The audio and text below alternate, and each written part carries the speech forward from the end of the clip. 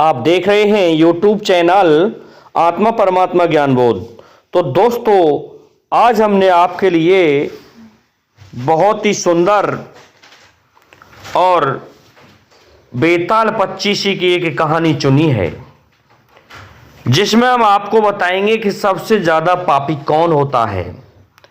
दूसरी बात, स्त्री कितनी दयावान होती है, और तीसरी बात ये बताएंगे कि पुरुष कितना सच्चा और दयावान होता है।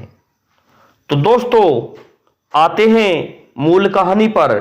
परंतु इससे पहले जिन भाइयों ने अभी तक हमारे चैनल को सब्सक्राइब नहीं किया है, तो उन भाइयों से मेरा निवेदन है कि पहले वे हमारे चैनल को सब्सक्राइब कर दें, साथ ही बेल आइकन को भी प्रेस कर दें, जिससे कि आने वाले वीडियो का नोटिफिकेशन आपको मिलता रहे।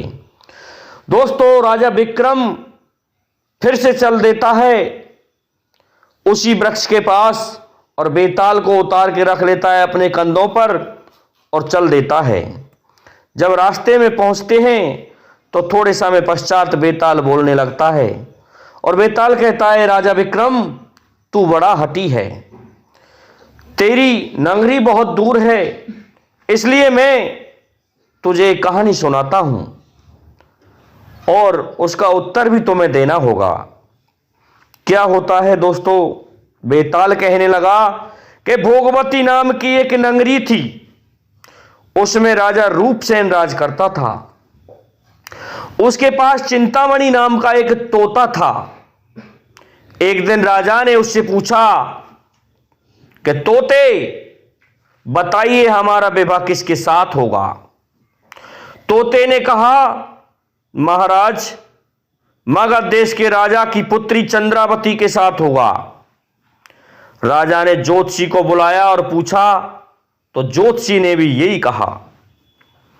उधर मगध देश की राजकन्या के पास एक मैना रहती थी, उसका नाम मदन मंजरी था। तो एक दिन राजकन्या ने उससे पूछा कि मेरा विवाह किसके साथ होगा, तो उसने कह दिया कि भोगवती नगर के राजा रूपसेन के साथ होगा। इसके बाद विक्रम दोनों का विवाह हो गया और रानी के साथ उसकी मैना भी आ गई। राजा रानी ने तोता मैना का विवाह करके एक पिंजरे में कैद कर दिया। तो एक दिन तोता मैना में आपस में बहस हो गई और मैना ने कहा कि आदमी बड़ा पापी होता है, दगाबाज और अधर्मी होता है। तोते ने कहा, बस बस चुप रहे तू, स्त्री झूठी, लालची और हत्यारी होती है। दोनों का झगड़ा बढ़ गया दोस्तों, तोता और मैना का झगड़ा बढ़ गया। इस पर वहां पर राजा और रानी आ जाते हैं। राजा ने कहा, क्या बात है, तुम लड़ क्यों रहे हो। मैना कहने लगी, महाराज, मर्द बड़े बुरे होते हैं। इसके बाद मैना ने एक कहानी सुनाई। तो हे विक्रम, वह कहानी मैं तुम्हें सुना रहा हूं। इस प्रकार से बेताल बोला कि इलापुर नगर में महाधन नाम का एक सेठ रहता था। विवाह के बहुत दिनों के बाद उसके घर एक लड़का पैदा हुआ। सेठ ने उसका बड़ी अच्छी तरह से लालन पालन किया, पर लड़का बड़ा होकर जुआ खेलने लग गया। इस बीच सेठ मर गया और लड़के ने अपना सारा धन जुए में खो दिया। जब पास में कुछ ना बचा तो वह एक नगर छोड़कर और चंद्रपुरी नामक नगरी में जा पहुंचा। वहां हेमगुप्त नाम का एक साहूकार रहता था और उसके पास राजा विक्रम वह पहुंच जाता है और अपना परिचय दिया और कहा कि मैं जहाज लेकर सौदागिरी करने गया था, माल बेचा, धन कमाया, लेकिन लौटते समय तूफान में समुद्र आ गया, अर्थात समुद्र में तूफान आ गया और मैं जैसे तैसे बचकर यहां आ गया। उस सेठ के एक लड़की थी जिसका नाम था रत्नावली। तो रत्नावती सेठ को कन्या जो हुई थी उसे बहुत ही बड़ी खुशी होती थी। सेठ ने सोचा कि मेरी रत्नावती का विवाह इस लड़के से कर दूं, क्योंकि इससे अच्छा लड़का कहाँ मिलेगा। जो व्यापार के लिए गया था, कोई बात नहीं, इसका धन गया है तो हम इसको धन दे देंगे। तो उसने उस लड़के को अपने घर में रख लिया और कुछ दिन बाद अपनी लड़की से विवाह कर दिया। दोनों वहीं रहने लगे।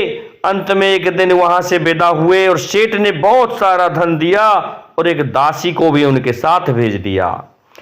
रास्ते में एक जंगल पड़ता था। वहां आकर लड़के ने स्त्री से कहा, यहां बहुत डर है, तुम अपने गहने उतार कर मेरी कमर में बांध दो। लड़की ने वैसा ही किया। इसके बाद मैना कहने लगी, हे महाराज, लड़के ने कहारों को धन देकर डोले को वापस करा दिया और दासी को मारकर कुएं में डाल दिया। फिर स्त्री को भी कुएं में पटक कर आगे बढ़ गया। स्त्री रोने लगी तो क्या होता है कि मुसाफिर वहां होकर के निकल रहा था। जंगल में रोने की आवाज सुनकर वह वहां आया और उसे कुएं से निकालकर उसके घर पहुंचा दिया।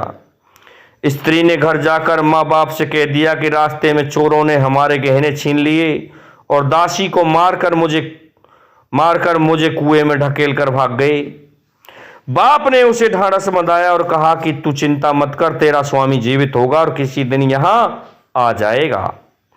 उधर वह लड़का जेवर लेकर शहर पहुंचा तो उसे जुए की लत लगी हुई थी। वह सारे गहने जुए में हार गया।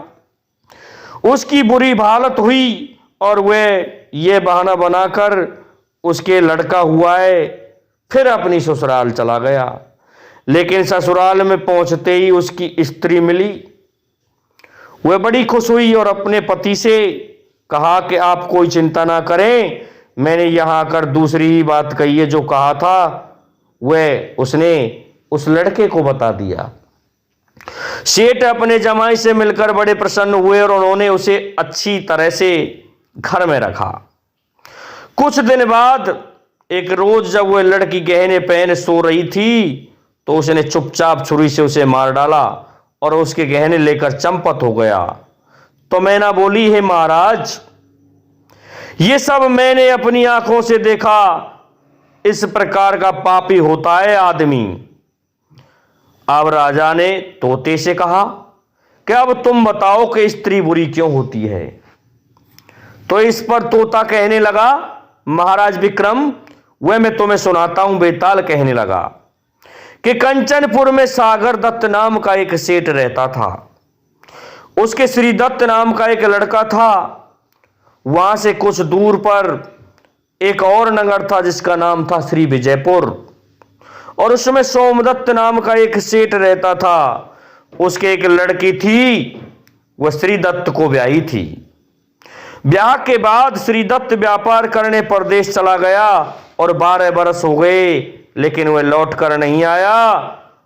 तो जयश्री व्याकुल होने लगी। एक दिन वह अपनी अटारी पर खड़ी थी कि एक आदमी उसे दिखाई दिया। उसे देखते ही वह उस आदमी पर मोहित हो गई। उसने उसे अपनी सखी के घर बुलवा लिया और रात होते ही वह उस सखी के घर चली जाती है और रात भर वहां रहकर दिन निकलने से पहले ही लौट आती है। इस तरह बहुत दिन बीत गए। इस बीच एक दिन उसका पति परदेश से लौट कर आया। स्त्री बड़ी दुखी हुई कि अब क्या करें, ये पति हमारा हारा थका घर में आ गया। पति बेचारा हारा थका था, उसकी आंखें लग गईं और वह सो गया। स्त्री ने इसी बात का लाभ उठाकर अपने दोस्त के घर पर चली गई जहां पर वह आदमी था। रास्ते में एक चोर खड़ा था। वह ये सब देखने लगा कि यह स्त्री कहां जा रही है। धीरे धीरे वह सहेली के मकान पर पहुंची और चोर भी पीछे पीछे गया। संयोग से उस आदमी को सांप ने काट लिया और वह मरा पड़ा था। स्त्री ने समझा कि उसका जो यार है, दोस्त है, वह सो रहा है। वहीं आंगन में एक पीपल का पेड़ था जिस पर एक पिशाच बैठा था और वह भी एक इस लीला को देख रहा था। उसने उस आदमी के शरीर में प्रवेश करके उस स्त्री की नाक काट ली और फिर उस आदमी की देह से निकलकर पेड़ पर जाकर के बैठ गया। तो दोस्तों स्त्री रोती हुई अपनी सहेली के पास गई। सहेली ने कहा कि तुम अपने पति के पास जाओ और वहां बैठकर रोने लगो। कोई पूछे तो कह देना कि पति ने मेरी नाक काट ली है। उसने ऐसा ही किया। उसका रोना सुनकर लोग इकट्ठे हो गए। आदमी जाग उठा, उसे सारा हाल मालूम हुआ तो वह बड़ा दुखी हुआ। तो लड़की के बाप ने कोतवाल को खबर दे दी और कोतवाल उन सबको राजा के पास ले गया। लड़की की हालत देखकर राजा को बड़ा गुस्सा आया और उसने कह दिया, जो व्यक्ति 12 साल में दोस्तों घर आया था, अब उसका क्या हाल होने वाला है। राजा ने हुक्म दिया कि इस आदमी को सूली पर लटका दो। वह चोर वहां खड़ा था। जब उसने देखा कि एक बेकसूर आदमी को सूली पर लटकाया जा रहा है तो उसने राजा के सामने जाकर सब हाल सच सच बता दिया। बोला, अगर मेरी बात का विश्वास ना हो तो जाकर देख लो महाराज, उस आदमी के मुंह में स्त्री की नाक है। राजा ने कहा, सिपाहियों जाओ और उस घर में जाके देख के आओ, एक लाश पड़ी हुई है, उसके मुंह में नाक है क्या। तो राजा ने दिखवाया तो बात सच निकली। इतना कहकर तोता बोला, हे राजा, स्त्रियां ऐसी होती हैं। राजा ने उस स्त्री का सिर मुड़वाकर गधे पर चढ़ाकर नगर में घुमाया और शहर से बाहर छुड़वा दिया। तो हे महाराज, तोता कहने लगा, स्त्री हत्यारी होती है। जो अपने पति की सगी नहीं हो सकी वह किसकी सगी होगी। तो यह कहकर बेताल बोला, राजा बताओ कि दोनों में ज्यादा पापी कौन है। तो राजा ने कहा, विक्रम ने स्त्री। बेताल ने कहा, क्यों। राजा ने कहा, मर्द कैसा ही दुष्ट हो, उसे अधर्म का थोड़ा बहुत विचार रहता ही है, लेकिन स्त्री को नहीं रहता, इसलिए वह अधिक पापनी है। इतना कहकर के बेताल फिर से उसी पेड़ पर जा लटका। दोस्तों, आपको हमारा ये वीडियो अच्छा लगा होगा, इसलिए अब हम आपसे निवेदन करते हैं कि आप हमारे से वीडियो को लाइक, शेयर और सब्सक्राइब करें। साथ ही बेल आइकन को भी प्रेस कर दें, जिससे कि आने वाले वीडियो का नोटिफिकेशन आपको मिलता रहे। दोस्तों, जय हिंद, जय भारत, जय जय श्री राधे, जय जय श्री राम।